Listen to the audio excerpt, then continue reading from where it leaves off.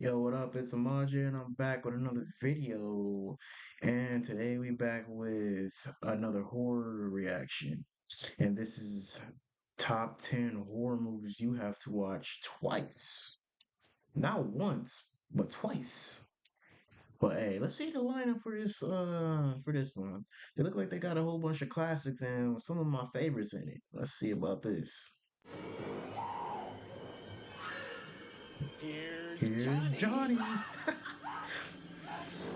Welcome to Watch Mojo, and today we're counting down our picks for the 10 horror movies you have to watch twice. They don't see each other. They only I see can't what even they see wanna that. see. They don't know they're dead. Oh, okay. Number 10, Eraserhead. You're on vacation now. You can take care of it for a night. Well, you'll come back tomorrow? All I need is a decent night's sleep.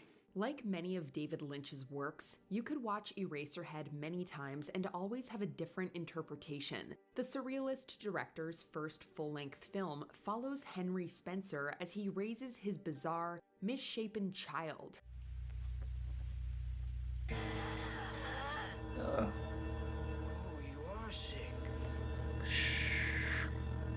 It unfolds more like a collection of unsettling images than a discernible plot, and countless frames are stuffed with symbolism that will have you doing a double take. With everything from dirt-filled grocery bags, strange pencil factories, and one unlucky chicken, the I have never heard or seen this one.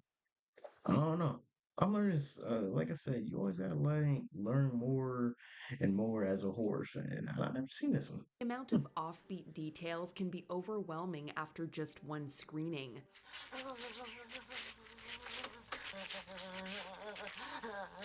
That sounds so sus. Eraserhead's ability to invite new and complex analogies after each viewing has helped make it both a cult classic and a worthy directorial effort for Lynch. Number 9, Scream. You like scary movies? Uh-huh. Definitely a rewatch. Definitely a rewatch. If a family member hasn't seen this, any friend haven't seen this, bro, rewatch it. Man, this shit is just too. It's just the vibes and the aesthetic of the '90s, just to get you excited to watch this shit again. Just spend like a year or months without watching this, and you'll be fired on it again. What's your favorite scary movie? Wes Craven's cult classic is not just another slasher flick. Scream centers around Neve Campbell's character Sidney, who's being pursued by the mysterious and elusive Ghostface serial killer. Do you like scary movies, Sydney? The movie deserves another go-around just because of its climax, as knowing who the murderer is makes the original Oh, Matthew Lillard was just so animated in this damn movie, bro. Oh my God, bro. I don't know what he was doing. kills even better. Surprise, Sydney. The film is also an example of mid-90s meta humor, constantly making references to itself and its framework. How come Jamie Lee Curtis is in all of these movies? She's the Scream. Heck, you could make a drinking game out of it. One drink for every meta joke. Actually, don't do that. You definitely won't last until the end. Never, ever, ever, under any circumstances, say, I'll be right back. Because you won't be back. I'm getting another beer. You want one? Yeah, sure. I'll be right back. Number 8, Videodrome.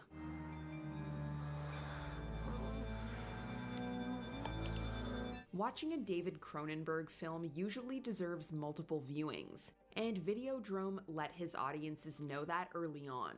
This sci-fi and body horror flick introduces us to Max Wren, a TV executive who discovers a strange satellite broadcast depicting unforgivable violence. Naturally, he sees this as the future of the entertainment industry. Rotting us away from the inside.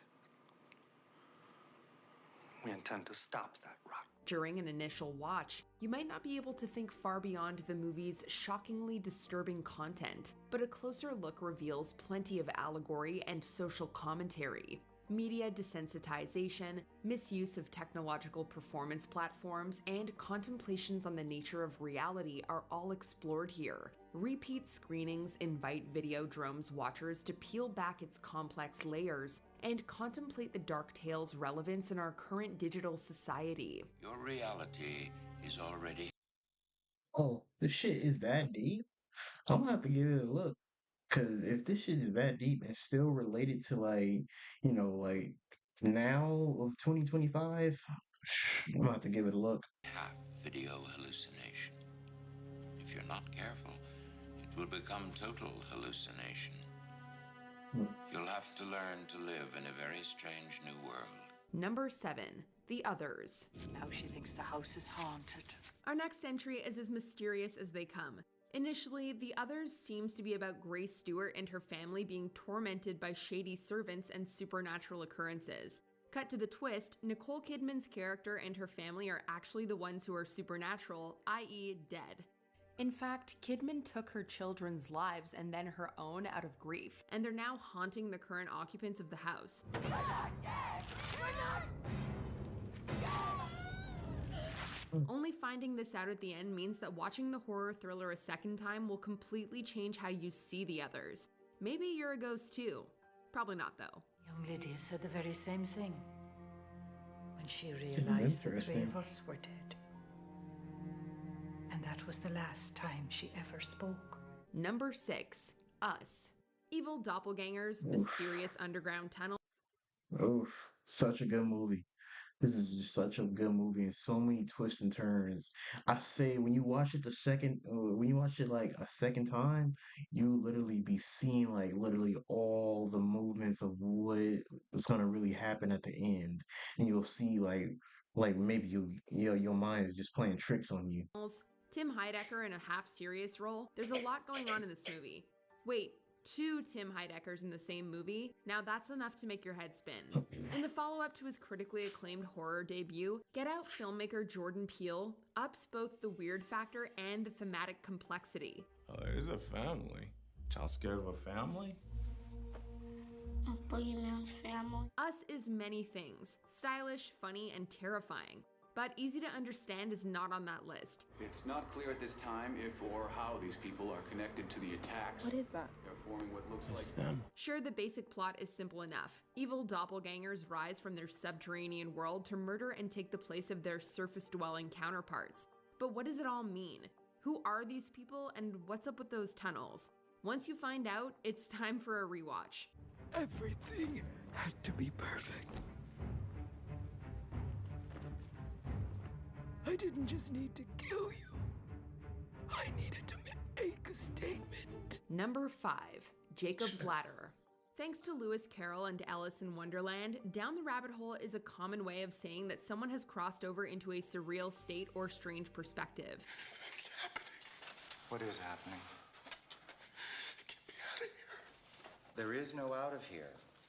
You've been killed. Well, we'd like to suggest climbing Jacob's Ladder as a potential substitute, because this movie is seriously messed up.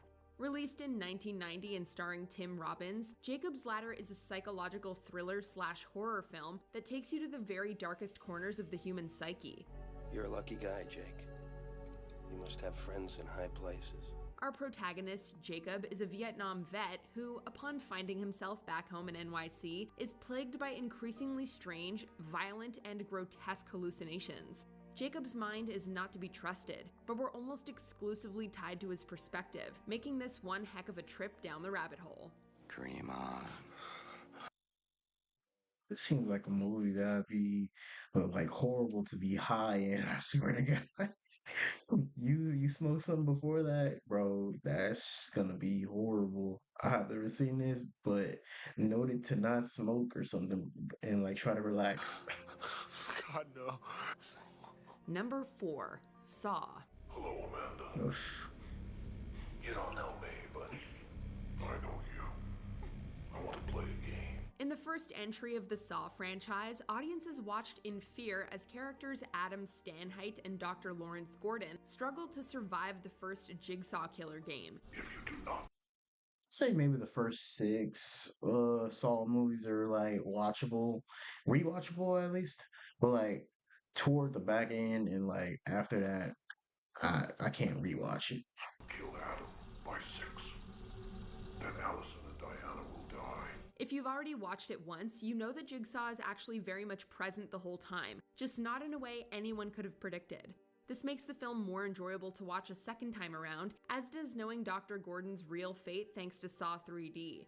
Not to mention, you'll also realize that the bathroom reappears in later films in the franchise. Most people are so ungrateful to be alive. But not you. Not anymore. Game over. Damn. Number 3, Midsommar. Game over. That one. That's last year's May Queen. Beautiful. You know, I'm very, very glad you're coming. While we could have gone with Ari Aster's debut feature Hereditary, we think Midsommar is more of an in-depth mind-bender. How long was I asleep? I mean, we found you here like 6 hours ago. When a troubled couple travels to Sweden to participate in a rare cultural festival, they become more horrifyingly involved than intended.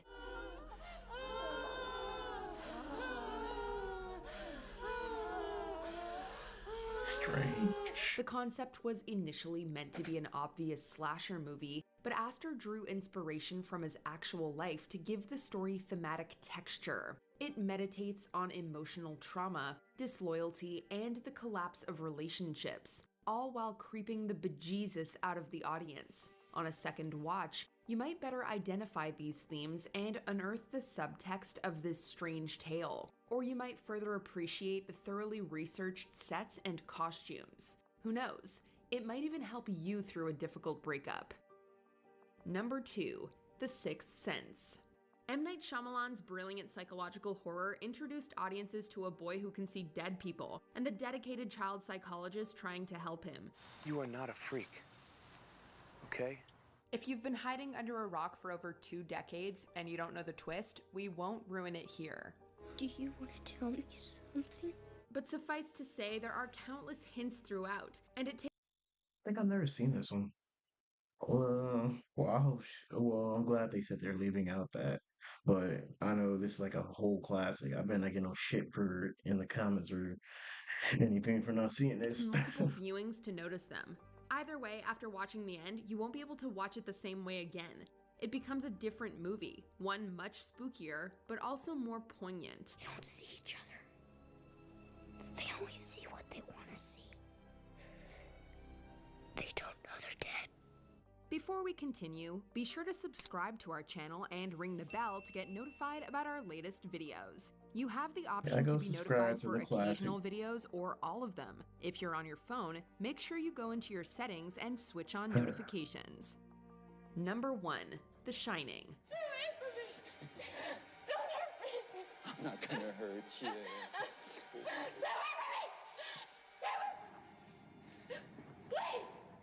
It's one of the greatest horror movies ever filmed, and for that reason alone, you can't just watch it once. Stanley Kubrick's masterpiece traps us in the Overlook Hotel with a family going mad from cabin fever, or haunted by ghosts, or both. Here's Johnny! The ending famously includes Jack Torrance's body in the snow, frozen with the axe he'd used to attack his family.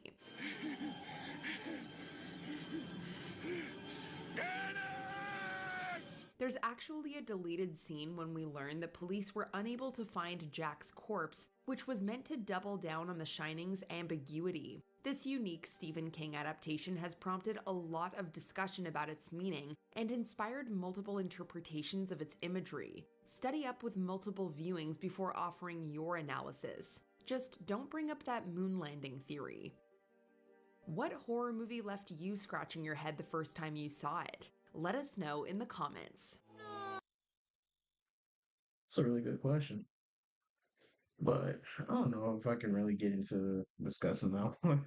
But hey, man, these are some pretty good like entries, and I got like some more movies to watch. Cause like I'll be scrolling, trying to like seeing what movie should I watch, and like, hey, these top tens are pretty good to good recommendations. But hey, if you guys like that one, if you guys like this type of content, leave a like and subscribe. And I'm gonna be out. See you guys in the next video.